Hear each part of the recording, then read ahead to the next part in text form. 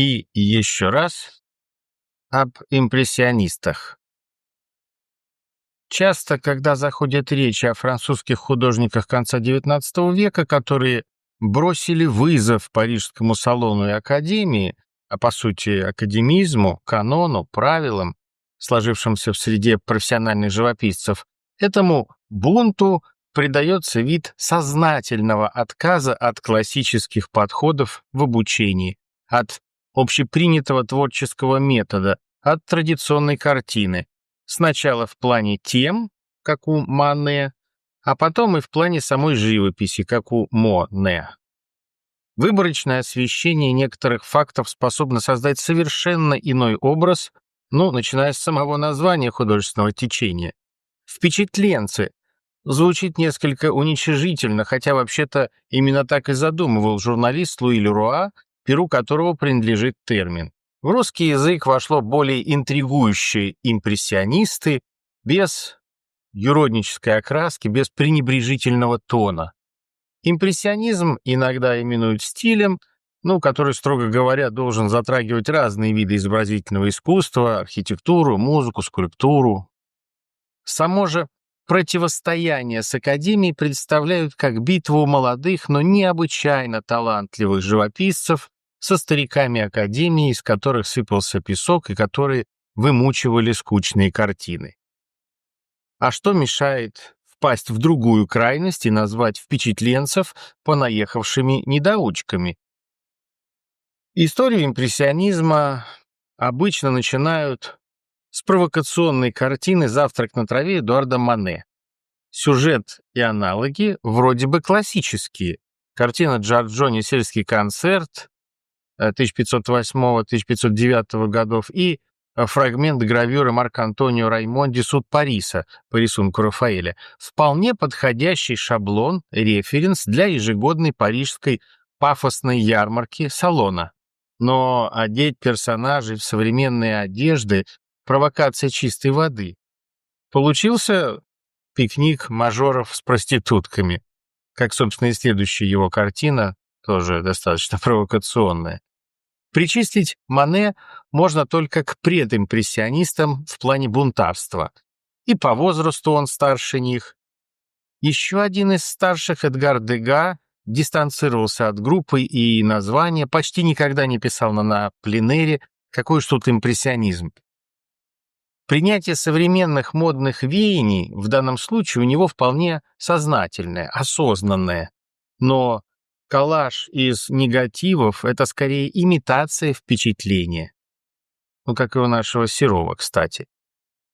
Еще один из старшего поколения, Камиль Писсаро, мог бы всю жизнь проработать клерком в Вест-Индии на острове Сен-Тома, если бы не встретился с художником Антоном Мельби, после чего и решил поменять свою жизнь.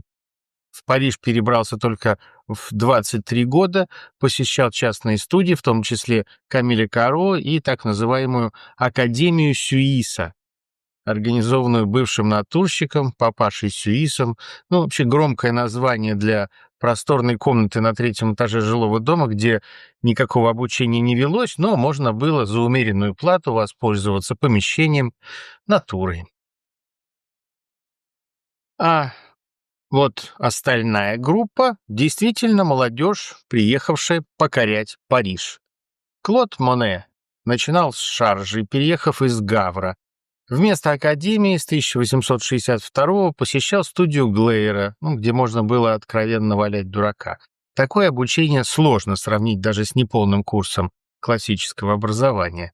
Глейер закрыл студию уже зимой 1864-го, прошло-то меньше 2 лет. А выставляться они все начали уже через год. Аналогичное образование было и у его друзей по студии – Ренуара, Сислея, Базиля. Правда, они тоже в какой-то момент собирались в Академии папаши Сюиса. Ренуар, переехавший из Лиможа, начинал с росписи фарфора и штор. Сислей не стал учиться коммерции в Лондоне, вернулся в Париж. Базиль, родом из Монпелье, изучал медицину и тоже в 1862 переехал в Париж. Салон отверженных, где среди прочих выставлялись будущие импрессионисты, был предложен Наполеоном III как довесок и альтернатива официальному салону 1863 года, который, помимо академических рамок, физически не мог вместить всех желающих. Было отклонено 60% из заявленных 5000 работ. Импрессионисты, это, я не знаю, 1%. Первые выставки импрессионистов провалились, публика издевалась и потешалась над ними. Но предприниматель Дюран-Рюэль предложил им контракт. Это были рискованные, но, в общем-то, небольшие вложения. Попытка переформатировать рынок, монополизировать сегмент и создать моду на новое направление. Это удалось. И хотя в Париж все еще приезжали, чтобы посмотреть на Бугро, Кабанеля, Трайона и, кстати, на молодых и талантливых академистов, новые тенденции повлияли не только на французских салонных художников, но и на европейские школы, частные и те, что покрупнее. Перестроились многие профессионалы, посветлели, посвежели, осовременили темы, вышли на пленэр, чему в немалой степени способствовало изобретение тюбика, что сделало художника более мобильным. Новая финансовая, в общем-то кабальная для художника система отношений торговец-производитель, когда последний должен был клепать десятки картин в месяц стандартных номеров, то есть размеров, система была перенята многими предприимчивыми галеристами. В случае с импрессионистами до денег и славы по-хорошему дожил только Клод Моне. Но он и был самый главный и работоспособный импрессионист, который действительно проводил последовательные эксперименты в плане фиксации световоздушной среды. А так-то на природу вышли еще барбизонцы и Констебль, от черного отказывался тоже много кто, тот же Рубенс, от контуров Каро, от фигуративности в живописи Тернер. Цветовые эксперименты на базе теории Гёта-Шеврёля начинал еще Делакруа. Тем не менее, за направлением, помимо общей идеи фиксации мимолетного впечатления, закрепился отказ от тяжелых академических тем в пользу современных фрагментов реальности, пейзажа. С людьми-то, да, посложнее будет. Отказ от темных красок, от черного, коричневого. Отказ от адекватного тона, светосилы, ради цвета, ради валеров. Активный, несглаженный, живой мазок, часто разделенный до основных цветов. Вообще с разбивкой его на более мелкие чистые составляющие. Эти черты стилевого направления будут характерны и для постимпрессионизма следующего поколения художников, в работах которых также преобладал усиленный цвет, декоративный подход. Реализма стало еще меньше, а например, символизма, вторых смыслов больше.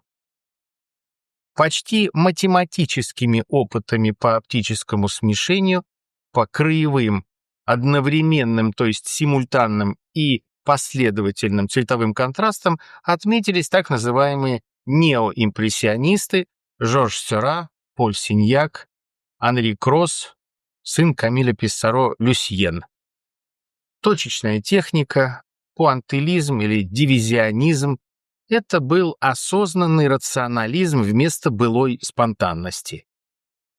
По особой яркой палитре и разбору плоскостей на фактуры, точки, движки, кисти, мазки, подобно штрихам в рисунке, мы узнаем Ван Гога с его нервной манерой, несколько наивными портретами.